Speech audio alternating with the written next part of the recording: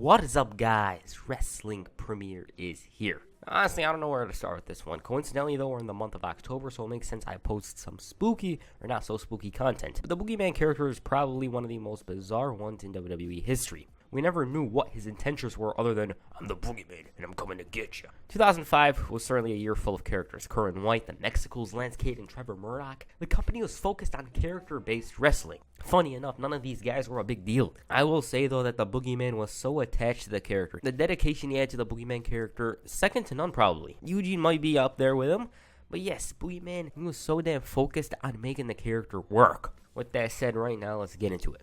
Marty Wright, better known as Boogeyman, wasn't really a wrestler before 2005. He auditioned for Tough Enough and made the 40-man roster, but was cut after it was revealed Wright lied about his age. Apparently, the cutoff was 35 years old, and at this point, Wright was 40. After this, Wright refused to go on the loser's bus as he believed he never lost. He wasn't eliminated due to his abilities, rather his age. Eventually, they invited him down to Louisville, Kentucky for OVW, and it was there where the Boogeyman character developed. The most famous story in OVW was perhaps the time Jim Cornette slapped Santino Marella for no-selling the gimmick and getting fired as a result of the physical altercation. In July of 2005, Marty Wright began preparing for his main roster debut. Vignettes aired on both Raw and SmackDown, although they stopped doing it for a while later for the Red brand. These vignettes disappeared for a while, I believe, and Boogeyman wouldn't make his debut until the October 14th, 2005 episode of SmackDown. Now, from my perspective, this is how I saw it. The network executive, kayfabe, Palmer Cannon, said that the Boogeyman was supposed to have his own show on the UPN, but things fell apart, and since the actor had a multi-year contract, he's now on SmackDown. That's how I took it. Teddy's reaction, he thought it was a Halloween joke of sorts. Boogie cut a promo, read a poem, smashed the damn clock over his head, and Teddy Long was terrified. Over the next couple of weeks, Boogeyman continued making bizarre and random appearances, and when it was time for his debut, Simon Dean was pissing himself. He was so damn scared, the freaking security dragged him out to the ring. As for the Boogeyman, he had the most unorthodox entrance. There was red lighting, smoke, a clock hanging from his mouth, a stick in his hand. It was the weirdest thing from the Ruthless Aggression era. And not only that, but he eats worms. He was drooling some of that worm juice. The commentary team were petrified. Then he continued eating the damn worms as if it was nothing. Simon didn't put up a fight. He lost after taking one move and 100 worms. It was certainly out there in terms of debuts. The Boogeyman continued to go unbeaten in wrestling competition. He did this little Twitch thing, but then for some random reason, he stalked JBL and Jillian Hall. Why? Well, I have no idea. We don't know what they teach people down at the bottomless pit. On the December 30th, 2005 episode of SmackDown, the Boogeyman essentially cost JBL his match with Matt Hardy. After his entrance played, Bradshaw used Jillian as a shield. Boogeyman was sharing worms, Michael Cole was shouting in disgust, and hell, Bradshaw even ran through the crowd. Boogeyman's giving us a dance, and the next week, same story. JBL wins a false count anywhere match when we hear that horror music, and out he emerges from the limousine. This time, though, Boogeyman stuck worms down Jillian's pants. But the most memorable moment was perhaps on the January 13th episode of SmackDown. On that night, Hot Rod, Rowdy Roddy Piper brought back the Piper's Pit. His guests, JBL and Jillian. So Bradshaw's acting all tough. He tries changing the subject just when Piper's about to discuss Boogeyman, and eventually Hot Rod fell asleep due to JBL's long-ass speech. Once he finally got the chance to speak, he asked what was that thing on Jillian's face. She took offense to this, and so did JBL. He then introduced the Boogeyman. JBL was whining, and out he came. It seemed like JBL was ready for a fight. Well, not really. Boogeyman then bit off the damn bowl and ate it. He's chewing as if it was a piece of pepperoni. Like, what the hell is this? Eventually, the match was made for the Royal Rumble. JBL versus the Boogeyman. Before the events, the Bizarre Man once again sent a message to JBL. The former WWE champion was completely mesmerized by the raining worms that he let his guard down, and Boogeyman took advantage. Then the crazy man picked up 100 of those worms and swallowed them. Now, the match at the Rumble didn't go in JBL's way at all. Sure, he got some offense in, but it was essentially a squash. Ended up going way worse for Jillian, and following this, the Boogeyman decided to target another world champion, Booker T. After destroying the Dicks on the February 24th episode of SmackDown, the Boogeyman sent a little message to Booker T and his wife, Sharmell. Since they were so scared of the Boogeyman, Booker and Sharmell tried to rest their case by bringing in a bag full of letters from SmackDown fans citing their disappointment or fear of the Boogeyman. Sharmell believed it was a disgrace that Teddy has yet to take action against Boogeyman, and one critic wrote, "The Boogeyman is a bad role model for children." Another man from PETA wrote his displeasure with Boogeyman and his worm-eating habits. Basically, Booker was looking for any way to get rid of Boogie. He suggested Teddy do something about the Boogeyman, and he demanded that he comes out.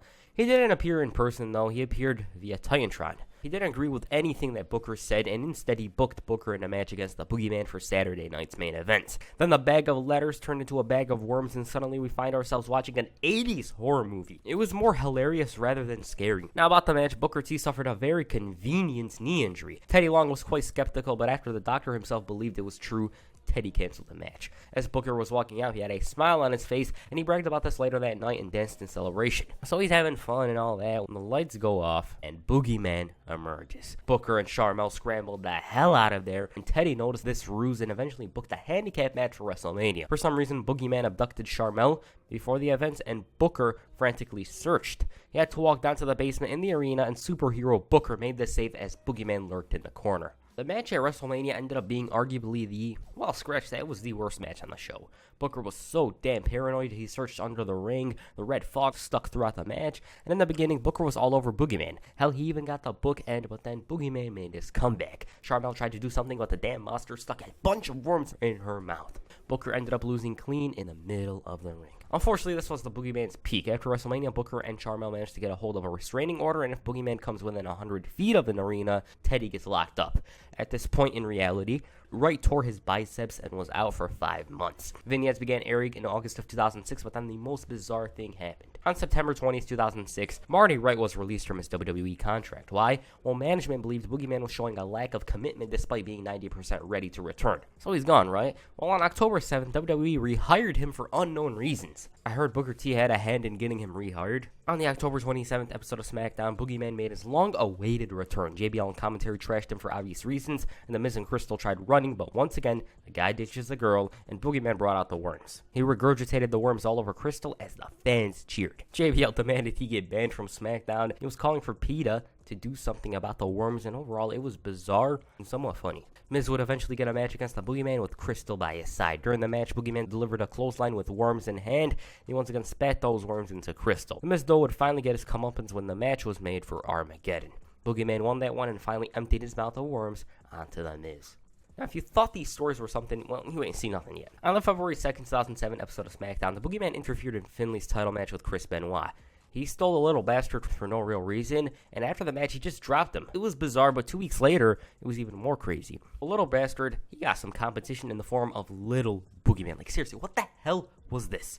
Explain to me, what was this? This led to a match at No Way Out between two teams. Michael Cole was losing his voice, the fans were going crazy once the little guys went head-to-head, and this was some of the wackiest stuff ever. But, beware of the match, I think you'll absolutely regret watching it. Your choice. Just saying. Finlay whacked Little Boogeyman with a shillelagh to win the match. But yes, if you're going to go watch it, don't come blaming me if you hated it. They had a rematch on that week's SmackDown, but this one ended in the weirdest way possible. Boogeyman, the real Boogeyman, took a DDT from Little Bastard and lost the match. Following this, Boogeyman and Little Boogeyman continued to appear on SmackDown before getting split in the draft. Boogeyman went to ECW. Little Boogeyman, I don't know where the hell he went. On ECW, Boogeyman began losing more often. He was a jobber to the likes of Big Daddy V, and he was involved in segments rather than matches. At this point, it was like Boogeyman was just a guy that eats worms in a way. He wasn't that scary guy that he was in the beginning, I guess. It's like the aura, it disappeared. In October of 2007, Boogeyman suffered a torn calf, and he was out for nearly a year. In his time away, he had dental surgery and fixed his teeth, and he made his official return on the October 13, 2008 episode of Raw. The cast of Jackass decided to come into the ring after being invited by Great Khali, and this was when the Boogeyman returned and brought back his worms. After this, Boogeyman didn't really do that much. His final match came on the March 3rd, 2009 episode of ECW against Kane. He got destroyed, and the next day he was released from his WWE contract. Now, overall, Marty Wright was all in on the character. Like, the level of commitment he had to eat some damn worms, he wanted it to work. He would have done anything they told him to do if it meant Boogeyman got over. The matches he had, well, they were bad. They weren't memorable. He wasn't the best worker, obviously. But the character, he managed to get it over despite being 45 years old at this point, I believe. I have respect for him due to the fact that, despite being 40, he got into the WWE. Like I said earlier, he would have done just about anything. It doesn't matter. That's why I have respect for the Boogeyman character, although that stuff is disgusting as hell. I will say there's a reason why Boogeyman is brought back every couple of years, couple of months. It's because of the fact that he managed to get himself over. like in the past. He's still signed to a Legends contract in the moment. He does compete in the indie circuit. Hell, he even had a match with Orange Cassidy one day. But yes, the character was memorable. I don't think it was amazing or anything like that, but the fact that Marty Wright was so dedicated to get him over, yeah, I have respect for him. My personal opinion on the Boogeyman, despite the matches, he was pretty entertaining outside of them, so yeah. What did you guys think of Boogeyman? Please comment down below. And that's your first video. Make sure you hit a pump handle slam on the like button, perhaps a power slam on the subscribe button. Peace. I'm out.